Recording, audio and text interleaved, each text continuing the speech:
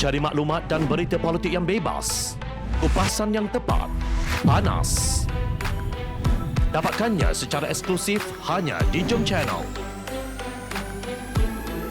Komitmen kami, pentasan berita Isnin hingga Jumaat. Berbicara dan isu semasa, kami garapkan secara langsung. Panel-panel berkaliber dan profesional. Interaktif, pandangan anda kami raikan.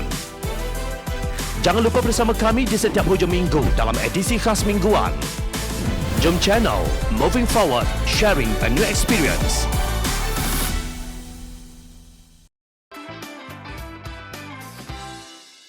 Dua bekas ahli UMNO bukan kata. Tular di media sosial satu tajuk yang dikatakan dipaparkan pada portal The Malaysian Insight. Tajuk berita yang merupakan satu promo itu berbunyi, DAP tak usah panjangkan isu. Kami terima katak berprinsip, kata Khalid. Tajuk tersebut diterbitkan pada 6 November 2021 jam 10.11 pagi.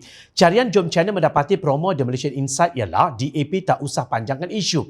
Terimalah bekas adun UMNO, kata Khalid. Istilah katak berprinsip sudah gaib daripada promo The Malaysian Insight. Untuk merungkai misteri promo ini, Jom Channel meneliti tulisan pengarah komunikasi amanah Khalid Abdul Samad di Malaysia Deadline bagi melihat pendirian sebenar beliau berhubung Datuk Seri Idris Harun dan Datuk Nur Azman. Tajuk tulisan beliau di portal tersebut ialah The Melaka State Elections, Controversies and Implications atau Pilihan Raya Negeri Melaka, Kontroversi dan Implikasi. Dalam tulisannya, Khalid mengakui pencalonan dua bekas ahli Dewan Undangan Negeri UMNO yang melepaskan sokongan mereka kepada Ketua Menteri UMNO menjadi satu isu pertikaian. DAP membantah keras mereka diletakkan sebagai calon bebas di bawah logo PH apabila kedua-dua amanah dan keadilan bersetuju untuk membenarkan mereka menggunakan logo PH. DAP membuat bantahan mereka secara terbuka.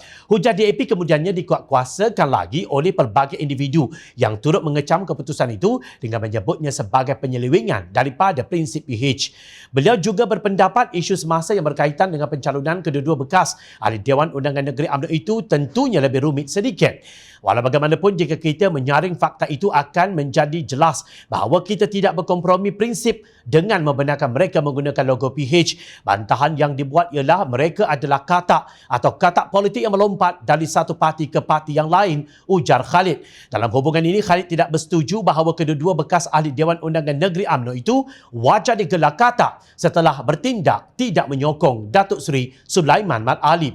Ini disebut dengan jelas dalam kenyataan beliau seperti berikut. Secara teknikal ini tidak benar. Mereka sebenarnya telah dipecat daripada UMNO apabila mereka menarik balik sokongan mereka kepada Sulaiman, Ketua Menteri UMNO ketika itu. Setelah dibuang dan Dewan Undangan Negeri dibubarkan, mereka kini mahu membuktikan bahawa keputusan mereka untuk menarik sokongan daripada Sulaiman adalah untuk kepentingan rakyat Melaka dan disokong oleh orang Melaka sebab tindakan mereka termasuk isu penjualan pasir dan 1,000 ekar tanah negeri kepada entiti swasta.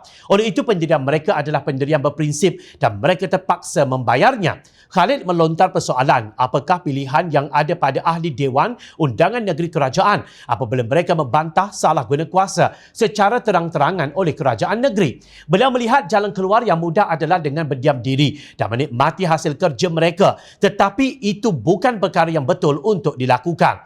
Sekiranya undang-undang anti lompat parti dikuatkuasakan, mereka boleh berundur dan pilihan raya dipanggil semula. Tetapi pada masa ini pilihan tersebut tidak tersedia. Namun apa yang berlaku sekarang adalah alternatif yang cukup dekat. Jadi pertama sekali kita tidak mengklasifikasikan dua bekas ahli Dewan Undangan Negeri UMNO itu sebagai katak, tegas Khalid. Ahli Parlimen Shah Alam itu menegaskan kedudukan Idris dan Nur Azman berbeza dengan dua lagi ahli Dewan Undangan Negeri yang berasal dari Pakatan Harapan kemudian pergi ke Perikatan Nasional dan menyebabkan Kerajaan Negeri Pakatan Harapan tumbang. Dua lagi ini tidak dipertimbangkan walaupun mereka berminat untuk diletakkan sebagai calon bebas menggunakan logo Pakatan Harapan. Maka jelaslah Pakatan Harapan masih berpegang kepada prinsipnya apabila kita membezakan antara kedua-dua kumpulan itu, jelas beliau. Beliau memahami kebimbangan DAP dan berharap pengundi tidak menghukum parti itu atas keputusan yang dibuat oleh Majlis Presiden Pakatan Harapan. Pada masa yang sama selepas menyatakan pendirian mereka dengan jelas, beliau berharap DAP akan menggugurkan isu tersebut dan menumpukan perhatian kepada perjuangan menentang Barisan Nasional dan Perikatan Nasional.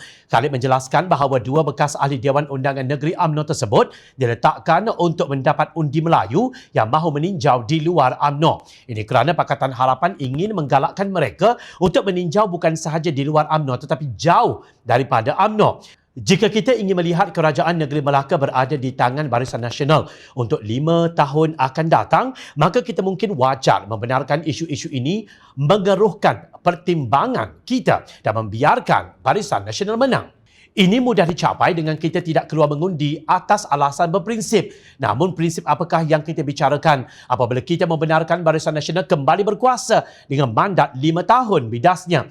Jika semua yang dipecat daripada parti asal yang meneruskan perjuangan sama ada membuat parti baru atau masuk ke parti sedia ada dianggap sebagai katak, maka kita akan bertemu Tun Dr. Mahathir Mohamad Pejuang, Datuk Seri Mukhris Mahathir Pejuang, Datuk Seri Anwar Ibrahim Keadilan, Muhammad Sabu Amanah, Datuk Seri Syafiq Abdul Warisan, Syed Sadiq Abdul Rahman Muda dan Syekh Umar Ali DAP. Ini kerana persamaan pemimpin tersebut dengan Idris dan Nur Azman ialah parti-parti yang mereka sertai sekarang bukan parti asal mereka. Pastinya, senarai kata-kata kini dipeluk oleh UMNO, PAS, MCA, MIC dan GPS demi membentuk kerajaan keluarga 69 lebih panjang. Justru sebagai analisis terakhir, janganlah berlagak suci lalu memberi peluru berpandu kepada musuh. Kononnya Pakatan Harapan mengambil calon kata.